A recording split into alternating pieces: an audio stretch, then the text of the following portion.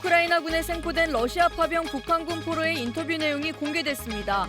이들은 인터뷰에서 한국군인과 상대로 전투하는 줄 알았다고 진술했습니다. 또 북한에서 포로는 변절이나 다름없어 수류탄이 있었다면 자폭했을 것이라며 난민 신청을 해 한국으로 가고 싶다는 뜻을 밝혔습니다. 6.25 특집 다큐멘터리 KFN 스페셜 아시아의 영웅들 리틀 타이거 그리고 콘라도야비 방송통신심의위원회 주관 2024년 올해의 좋은 프로그램을 수상했습니다. 미국과 영국 등 대규모 참전국들에 비해 조명받지 못했던 태국과 필리핀 참전용사들을 만나 6.25 전쟁을 기록한 작품으로 뉴미디어 부분에서 좋은 평가를 받았습니다. 육군 15사단 을지여단 대송산대대가 최강소대 선발전을 가졌습니다. 대회는 소대 간 단결력과 전투력을 높이기 위해 마련됐으며 장병들은 강인한 체력을 요하는 전장순환 운동과 순발력, 집중력을 요하는 기동속사 등의 소대 전투 기술을 평가받았습니다. 치열한 접전 끝에 5중대 2소대가 최강소대의 영예를 안았습니다. 시청자 여러분 그리고 국군 장병 여러분 안녕하십니까? 2월 19일 KFN 뉴스 시작합니다. 지난달 우크라이나군이 생포한 북한군 포로 2명의 최근 모습이 국내 한 매체에 의해 공개됐습니다. 부상에서 많이 회복한 모습인데 기회가 된다면 우리나라로 망명하고 싶다고 밝혔습니다. 송민아 기자가 전합니다. 지난달 9일 러시아에 파병됐던 북한군 2명이 생포됐을 당시 모습은 보기에도 안쓰러울 정도로 처참했습니다. 총 맞은 팔과 턱은 부서져 붕대로 감긴 채 아무 말도 하지 못했고 또 다른 한 명은 힘없이 누워 무기력한 모습을 보였습니다. 조선일보가 19일 공개한 사진에 따르면 이들 상태는 상당히 호전됐습니다. 턱을 붕대로 감았던 정찰 저격수 26살 리모 씨는 이제는 붕대를 풀고 의사소통을 할 수 있을 정도로 회복됐고 소총수인 21살 백모 씨는 얼굴에 살이 붙은 채 옅은 미소마저 볼 수 있었습니다. 조선일보는 이들이 각각 북한군에서 10년과 4년 동안 복무하다 지난해 10월에서 11월 사이 러시아 쿠르스크로 파병된 북한군이라고 설명했습니다. 이들은 현재 수용시설에서도 깊숙한 곳에 있는 독방에서 각각 지내고 있으며 모두 정찰총국 소속 병사라고 밝혔다고 덧붙였습니다. 특히 러시아에 파병된 북한 병사들에게 한국군이 개입했다며 거짓말로 적개심을 키우는 정황도 이번 인터뷰에서 확인했습니다. 리 씨와 배 씨는 인터뷰에서 포로들은 북한 보위부 요원들이 쿠르스크의 북한군을 감시 통제하고 있으며 우크라이나에 파병된 한국군이 무인기로 북한군을 공격하고 있다고 말한 사실을 처음 밝혔습니다. 그러면서 리 씨는 보위부 사람들이 우크라이나군 무인기 조종사가 몽땅 대한민국 군인이라고 했다고도 말했습니다. 리 씨는 러시아에 파병돼 전투한다는 사실은 북한에선 비밀이라고 말하고 인민군대에서 포로는 변절이나 마찬가지이기 때문에 잡히면 자폭하라는 지시도 받았던 것으로 전해졌습니다. 리 씨는 현재 한국으로 망명할 계획을 가진 것으로 알려졌습니다.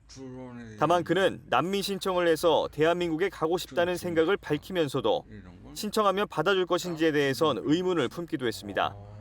이와 관련해 우크라이나 당국자는 북한군 포로의 한국행이 가능할지는 한국 정부에 달렸다고 말했습니다.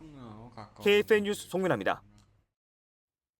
앞선 보도에서 참전했다가 부상을 입은 북한군 병사들의 인터뷰를 전해드렸는데요. 트럼프 대통령도 기자회견을 통해 북한군의 피해 상황을 처음으로 언급했습니다. 보도에 안재영 기자입니다. 도널드 트럼프 대통령이 사우디아라비아에서 진행된 미국과 러시아 간의 고위급 회담에 대해 매우 잘 진행됐고 더 많은 자신감을 얻었다고 말했습니다. 그러면서 전장에서 많은 수의 러시아군과 우크라이나군 그리고 러시아를 위해 참전한 북한군이 사망하고 있다고 밝혔습니다. They're Russian soldiers and they're Ukrainian soldiers largely, although a lot of Koreans have been killed, as you know. 트럼프 대통령은 종전 이후 우크라이나에 유럽이 평화유지군을 주둔시키는 것에 전적으로 찬성한다며 프랑스와 영국도 이 같은 방안을 언급했다고 밝혔습니다. 트럼프 행정부가 미군 파병 가능성에 선을 그은 이상 유럽 국가들이 자국군을 우크라이나에 파병해 안보를 보장해야 한다는 주장입니다.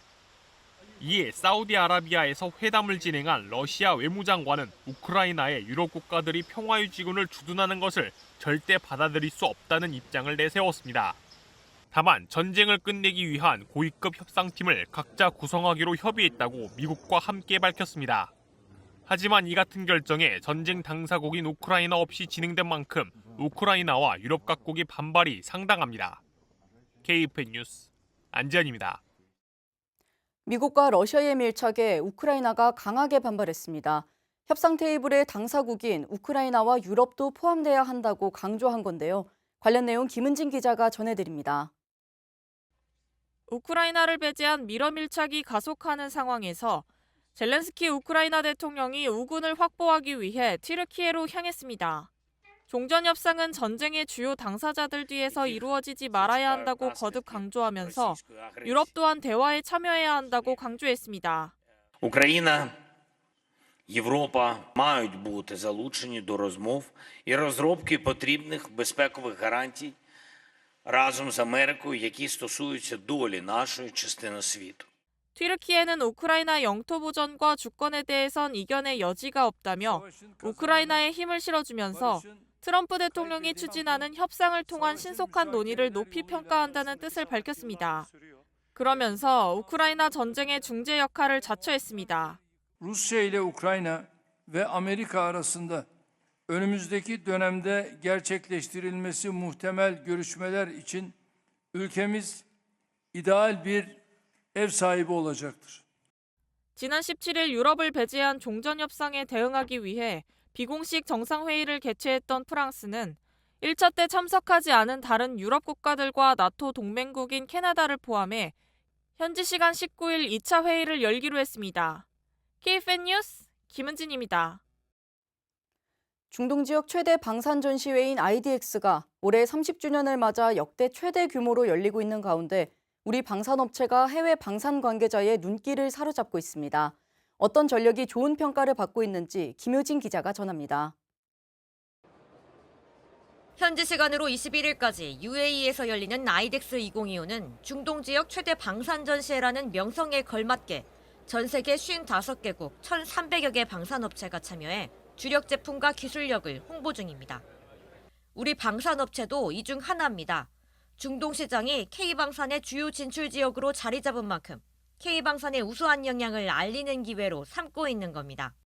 가장 먼저 하나 에어로스페이스와 하나 시스템은 한국형 사드로 꼽히는 장거리 지대공 유도무기 시스템 LSAM을 비롯해 한국형 아이엄돔 장사정포 요격체계 LAMD의 주요 구성 요소인 다기능 레이더와 유도탄, 발사대 등 첨단 대공방어 역량을 전시했습니다. 현대로템은 중동형 K2 전차와 국산 파워팩 실무를 동시에 선보였습니다. 특히 K2 전차의 경우 현지 환경을 고려해 고온의 극한 환경에서도 운용이 가능하도록 개량한 점과 엔진의 냉각 성능 향상, 하드킬 능동 파괴 장치 탑재 같이 현지 운용에 요구되는 맞춤형 생산이 가능하다는 점을 적극 어필 중입니다. 카이는 첨단 유무인 복합 체계, 멈티 기술이 적용된 항공기의 마케팅에 열을 올렸습니다. KF-21, FA-50, LAH 등 주력 기종과 지난해 12월 초도 비행에 성공한 상륙 공격 헬기를 선보였으며 다목적 수송기, 소형 다기능 모듈화 비행체, 투소형 SAR 위성 등 미래산업과 K스페이스 라인업도 공개했습니다. KFN 뉴스 김효진입니다. 국방홍보원 KFN이 기획 제작한 6.25 특집 다큐멘터리가 방송통신심의위원회가 주관한 2024 올해의 좋은 프로그램에 선정됐습니다. 이채원 기자의 보도입니다. 방송통신심의위원회가 목동 방송회관에서 2024 올해의 좋은 프로그램 수상작에 대한 시상식을 실시했습니다. 심사위원들의 심사를 거쳐 64편 중 국방홍보원 KFN 스페셜, 아시아의 영웅들, 리틀 타이거 그리고 콘라도 얍 등 총 4편이 선정됐습니다. 저희 방송통신심의위원회가 드리는 이달의 좋은 프로그램 상은 1991년부터 그야말로 30이 넘은 우리나라에서는 가장 오래되고 권위 있는 좋은 컨텐츠 상입니다. 뉴미디어 부문에 선정된 KFN 스페셜 다큐멘터리는 국방홍보원이 6.25 특집으로 기획 제작한 작품으로 그동안 미국과 영국 등 대규모 참전국들에 비해 상대적으로 조명받지 못했던 아시아 참전국 태국과 필리핀 참전용사들을 만나 그들이 기억하는 6.25 전쟁을 생생하게 기록했습니다. 6.25 특집을 할 때마다 새로운 아이템들이 계속 나타나는 것 같습니다. 그런 것들을 충실히 기록하고 계속 관찰하고 하면서 그 안에 있는 여러 가지 이야기를 시청자에게 전달할 수 있는 프로그램을 만들도록 열심히 노력하겠습니다.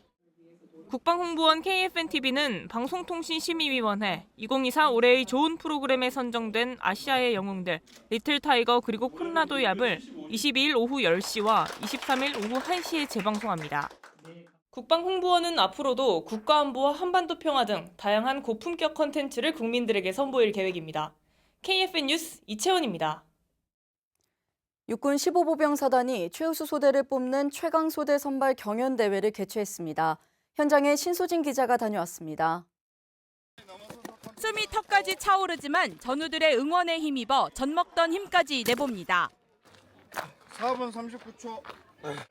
흥을 돋우는 음악을 배경으로 부대에서 창의적으로 개발한 체력 평가가 진행됩니다. 쌓인 눈이 녹지도 않은 매서운 추위 속에 강원도 최전방에 위치한 육군 15사단 을지여단 대성산대대가 전투력이 가장 충만한 소대를 선발하는 대회를 열었습니다. 오늘 이곳에서 대성산대대 최강 소대가 선발됩니다. 장병들은 실전에 대비한 임무 수행 능력을 평가받습니다. 대회는 평소 숙달한 소대 전투 기술을 평가하고 단결력을 높이기 위해 마련됐습니다. 교육훈련은 평가가 중요합니다. 최강소대 선발대회는 보병소대, 박격포 소대를 구분해서 사격, 체력, 소부대 전투기술, 쌍방훈련 등을 평가합니다. 곰처럼 걷고 70kg의 더미를 운반하는 극강의 체력 단련으로 유명한 전장 순환 운동과 30분 넘게 온몸의 근육을 사용해야 하는 여단에서 개발한 창의적 체력 단련 세트. 빠르게 탄알집을 교체하고 응급 상황에서도 능숙한 조치를 해내야 하는 기동 속사까지 코스가 만만치 않습니다. 지금 신경이 어떠세요? 네, 정말로 많이 힘듭니다. 최강소대가 되는 길이 많이 험난할 것 같습니다. 하면서 무슨 생각 드셨어요? 전투에 있어 체력은 제일 중요한 상황인 것 같습니다. 체력 단련 열심히 하겠습니다. 장병들은 한 번 굽혔다 펴는 근력이 우리 국민과 전우 한 명 한 명을 구한다는 마음으로 경연에 진심을 다합니다. 속사강 기능고장 조치 훈련을 실시할 수 있었습니다. 우발 상황 대처 능력을 향상시킬 수 있었습니다. 측정 자세와 시간 등 공정한 기준으로 등급과 점수를 부여한 결과 5중대 2소대가 최강소대로 선정됐습니다. 소대원들과 함께 성장하는 과정에서 원팀이 되었고 전우애가 더욱 깊어졌습니다. 부대는 이번 경연대회로 훈련의 붐을 조성하고 더 강한 끈기와 인내심으로 단결해 적과 싸워 반드시 승리하겠다는 의지를 다졌습니다. KFN 뉴스 신소진입니다. 국군 간호사관학교가 정예 간호장교 양성을 위해 지난달 27일부터 4주간 69기 예비생도들에 대한 기초훈련을 진행하고 있습니다. 김은별 기자입니다. 회원들! 전방! 고지! 돌격! 돌격 앞으로! 돌격 앞으로! 정예 간호장교를 양성하기 위한 기초훈련의 일환인 각계전투훈련 현장입니다. 군대가 약진과 포복을 병행해 적진까지 근접하고 최종적으로 돌격을 통해 목표를 점령하는 훈련을 예비생도들은 실시했습니다. 처음 접하는 훈련에 긴장된 모습도 보였지만 예비생도들은 누구보다 진지한 자세로 훈련에 임합니다. 69기 예비생도들은 4주간 사격, 화생방, 20km 행군 등 각종 훈련을 통해 군성을 함량하고 기본적인 군사 지식과 기술을 습득하고 있습니다. 특히 20km 행군은 한 명도 열애자 없이 모두 성공적으로 완료하였습니다. 국군 간호사관학교는 정예 간호장교 양성을 위해 군사훈련 교육과 전문 간호 학위 교육을 병행하고 있으며 예비생도들은 지난 27일 입교 후 4주간의 기초훈련을 받고 있습니다. 제 눈앞에서 교통사고 환자를 발견했고 제 손으로 직접 심폐소생술을 실시하여 사람을 살린 적이 있었습니다. 그때 느꼈던 자부심과 엄청난 뿌듯함은 이루 말로 설명할 수 없습니다. 그런 계기로 저는 국군 간호사관학교에 오기로 결심하였고 자랑스러운 69기 간호사관 생도가 되기 위하여 끝까지 노력하겠습니다. 4주간의 강도 높은 기초훈련을 수료한 89명의 예비생도들은 2월 25일 입학식을 통해 정규사관 생도로 거듭날 예정입니다. KFN 뉴스 김은별입니다. 제2연평해전에서 전사한 고 조천영 상사의 딸 조시은 해군 학군사관 후보생이 해군 소위로 임관해 아버지의 길을 이어갑니다. 서철모 대전 서구청장은 학군 통합장교 임관식을 앞둔 조 후보생을 초청해 간담회를 갖고 격려했습니다. 조 후보생은 간담회에서 아버지가 지킨 바다를 스스로 지키고 싶었다며 임관 소감을 전했습니다. 그는 아버지의 숭고한 뜻을 이어받아 2023년 해군 학군사관 후보생으로 입단했으며 2년 10주간의 훈련을 마친 후 해군 소위로 임관할 예정입니다. 조 후보생의 아버지 고 조천영 상사는 제2연평해전 당시 20mm 벌컴포 사수로 북한군에 맞서 끝까지 방아쇠를 놓지 않고 싸우다 전사했습니다. 이번 시간은 군의 다양한 정보를 전달하는 군 쏠쏠 정보 시간입니다. 오늘은 낯설고 어렵게 느껴질 수 있는 해군의 함정의 이름과 용어를 이채원 기자가 소개합니다. 대한민국 바다를 든든히 지키는 우리 해군. 해군을 생각하면 자연스레 함정이 떠오르시지 않나요?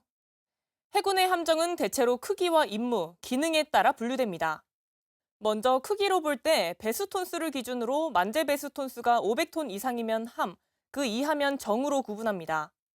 임무에 따라서는 크게 전투함과 전투지원함, 전투근무지원정 등으로 구분하는데요. 듣기에 익숙한 구축함과 호위함, 초계함, 고속함 등은 전투함으로 분류되고 군수지원함, 구조함, 정보함 등은 전투지원함으로 분류됩니다. 함정을 분류할 땐 영문으로 된 함정약어 또는 약호가 많이 쓰이는데요.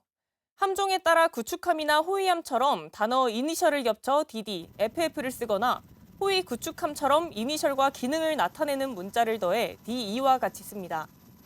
함정 약어는 함정의 기능을 표시하는 것이기 때문에 영문자가 DDH나 FFG와 같이 석자일 땐 함의 성격이 더 분명히 드러나게 됩니다. 함정도 그룹이 있다는 것 알고 계셨나요? 함형과 톤수, 기능이 비슷하고 함정이 연속적으로 건조됐을 때 한 그룹으로 묶어 함급이라고 합니다. 예를 들면 울산, 서울, 충남 등 배수 톤수 1800톤급의 한국형 호위함은 선도함인 울산함의 이름을 가져와 울산급 호위함으로 명합니다. 마지막으로 함명과 선체 번호에 대해 알려드리겠습니다. 군부대는 부대의 번호와 성격, 규모를 고려해 제정된 고유 명칭과 약칭, 별칭 등이 존재하는데요. 해군 함정도 통상 명칭에 속해 함종과 함형에 따라 함명과 선체 번호가 부여되고 진수식 때 공식적으로 명명됩니다. 최초의 함명으로 서울정을 부여한 이후 해군은 고유 명사만을 함명으로 부여하고 있습니다. 예를 들면 유도탄 고속함은 해군 창설 이후 전투에서 귀감이 되는 인물 이름을, 호위함은 도, 특별광역시, 도청 소재지와 같은 도시 이름을, 상륙함은 지명도가 높은 산봉우리를 함명으로 부여합니다.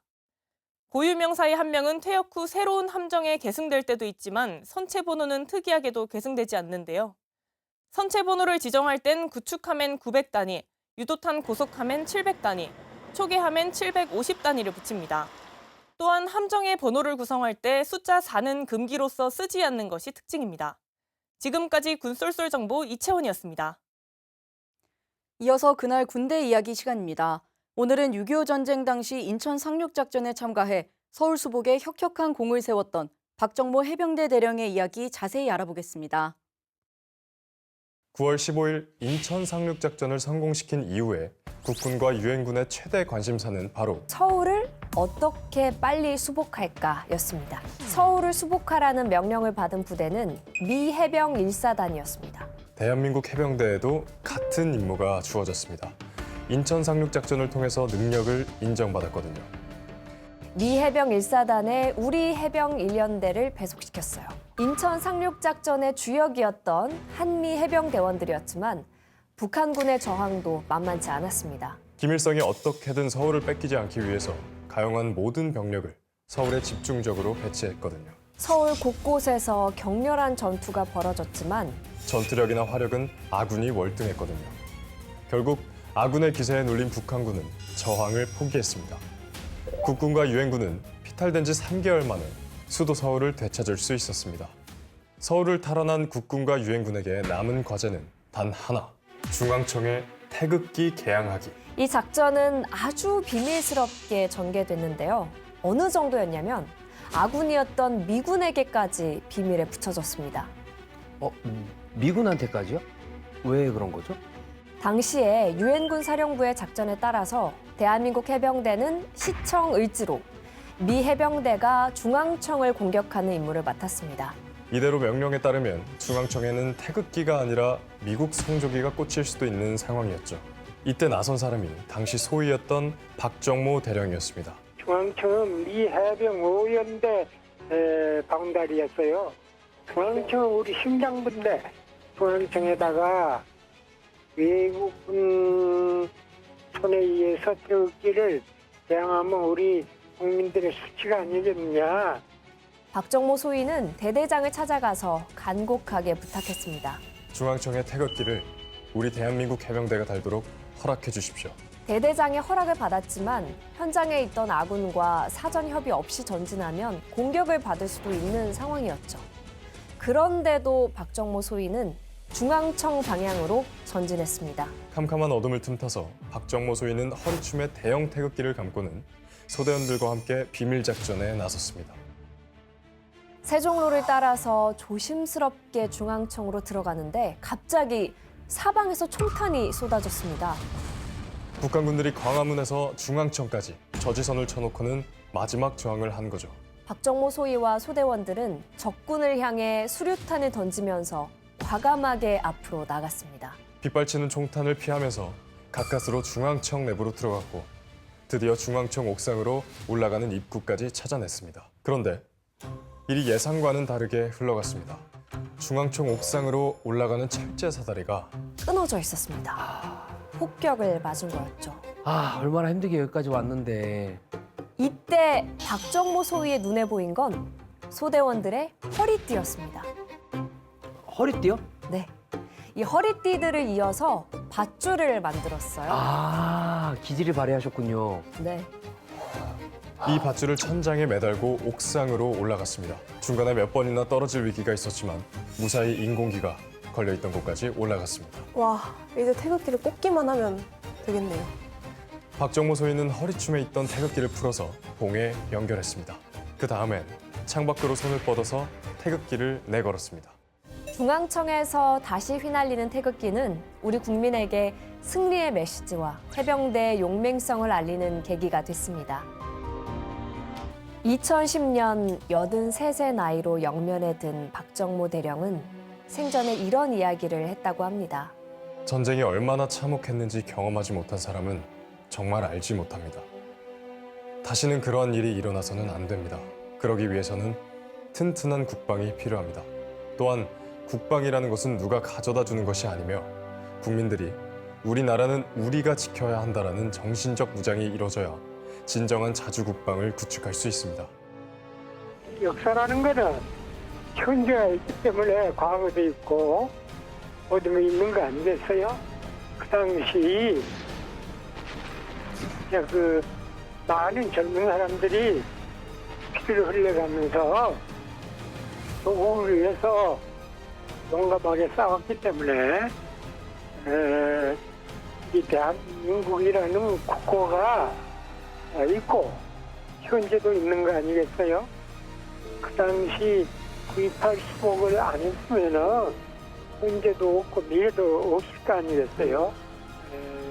9.28이라는 거는 정말 우리 민족에 있어서 정말 잊어서는 안 될 영원히 잊지 못할 그런 날이라고 생각합니다. 이어서 오늘의 국방단신 전해드립니다. 김영수 공군작전사령관이 오늘 전라남도 소재 방공관제 부대와 미사일 감시대를 찾아 한국형 미사일 방어체계의 작전 대비 태세를 점검했습니다. 24시간 감시 태세를 유지하는 방공관제 부대와 미사일 감시대는 공군이 담당하는 삼축체계 중 하나인 KAMD 운용의 핵심적인 역할을 맡고 있습니다. 김 사령관은 북한의 계속되는 탄도미사일 도발 속 국민의 생명과 안전을 보장하는 것이 군 본연의 임무라며 자부심을 가지고 흔들림 없는 군사대비 태세를 유지해달라고 당부했습니다. 해군 청해부대 44진 장병들이 어제 아프리카 동부 지부티에 위치한 한 고아원을 찾아 봉사활동을 실시했습니다. 장병들은 고아원의 쾌적한 보육 환경을 조성하기 위해 노후된 시설을 점검 보수하고 환경 정화 활동을 실시했습니다. 또 아이들의 교육 여건을 개선하는 데 도움을 주기 위해 자발적으로 성금과 학용품을 모아 고아원에 전달했습니다. 합동군사대학교에서 2025년 전반기 제39호 합동군사연구지 원고를 모집한다고 밝혔습니다. 합동성 분야의 발전을 위해 모집하는 이번 군사연구지 원고는 투고자 전원에게 기념품을 제공하고 우수 논문 선정 시에는 상장과 상금도 수여합니다. 자세한 사항은 합동군사대학교 인터넷과 인트라넷 홈페이지를 확인하시기 바랍니다.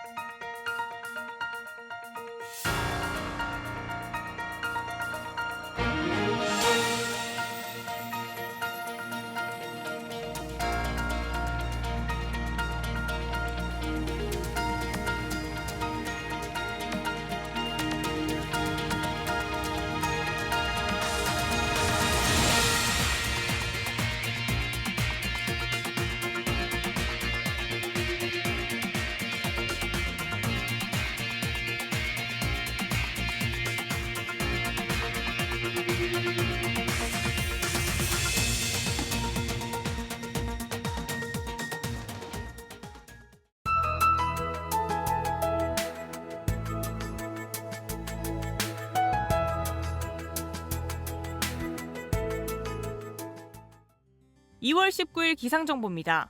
어제에 이어 오늘도 쾌청한 날씨지만 이번 주 들이닥친 강추위가 계속해서 기승을 부리면서 칼바람의 영향으로 어제보다 추위가 더 심합니다. 오늘은 맑겠으며 해안 산지는 강풍의 영향을 받겠습니다. 또한 울릉도와 독도를 포함한 동해상 지역으로는 눈이 내리겠습니다. 내일도 오늘과 유사한 날씨 보이겠으며 오늘 내일간 낮은 기온과 더불어 강한 바람으로 인해 체감온도는 뚝 떨어지겠습니다. 내일 아침 최저기온은 서울 영하 7도, 원주 영하 13도가 예상되며 한낮 최고 기온은 서울이 1도, 사천은 9도로 예상됩니다. 작전 기상입니다.